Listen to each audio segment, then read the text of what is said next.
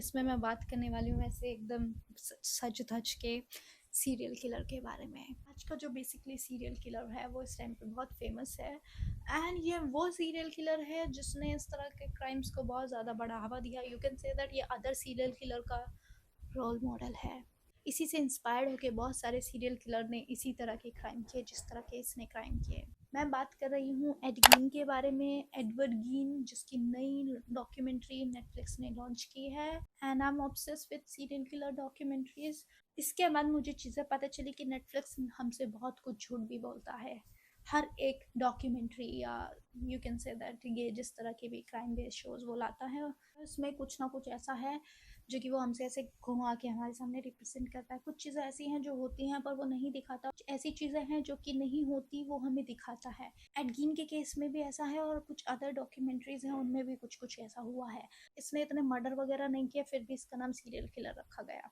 Add गीन वो पहला है जिसने ब्रूटली टॉर्चर किया है विमेंस को या विमेंस के बॉडी को।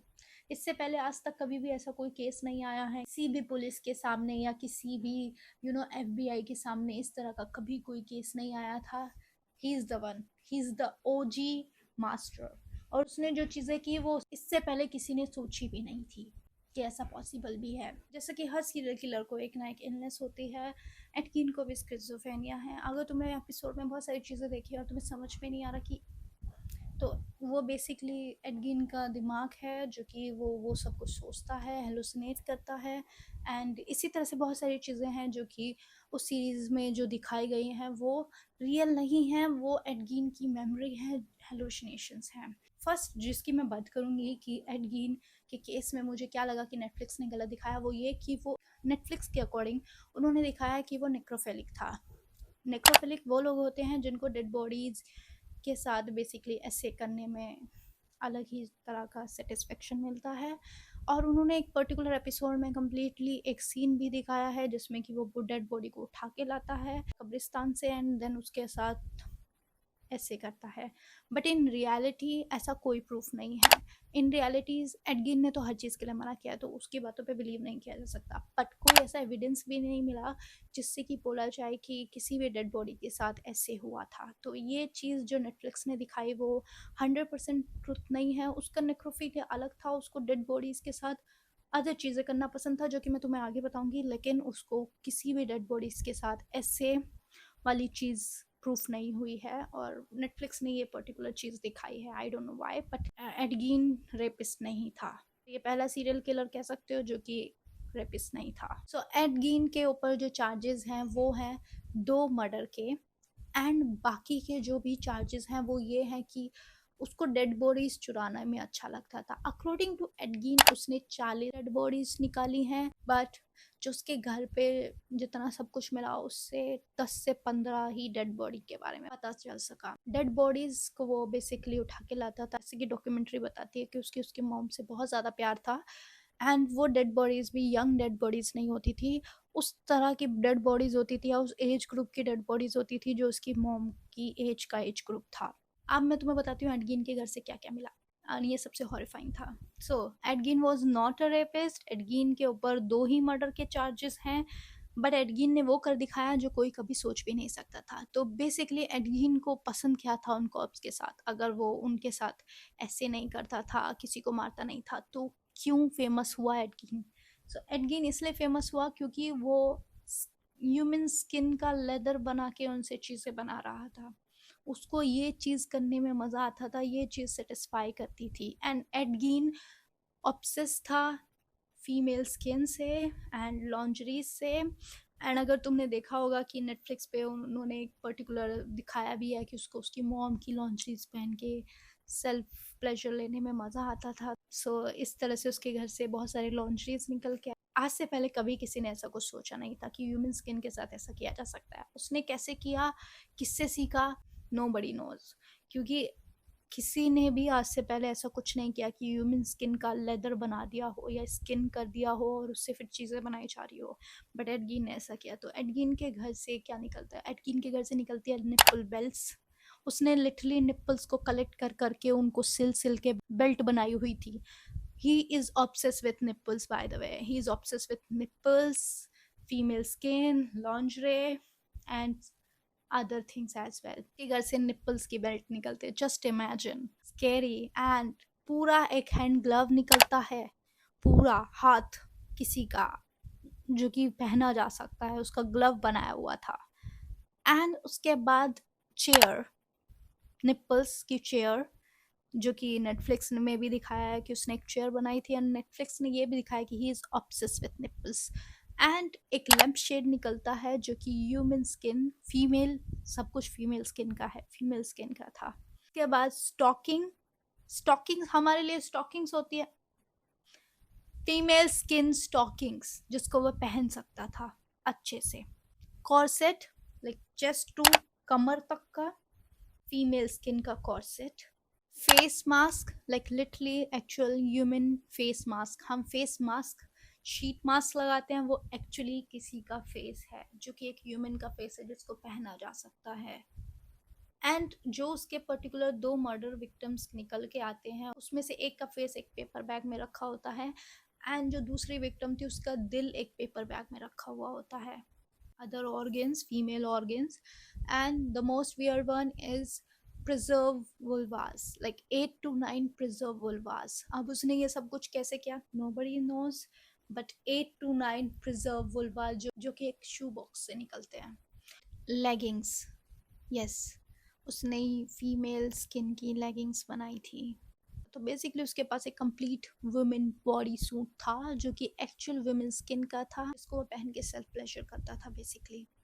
एंड उसके जो बेसिकली बेडरूम है उसमें शोकेस पे बहुत सारे स्कल्स रखे हुए थे, लाइक जस्ट बेड में साइड में स्कल्स रेंडमली। एंड मैंने एक पिक्चर देखी थी जिसमें स्कल्स की एक्चुअली कैंडल बनाई हुई थी। उसके बाद जो स्कल्स हैं उसकी बाउल्स मिलती हैं उसके किचन में जिसमें वो खाना खाना पसंद करता है।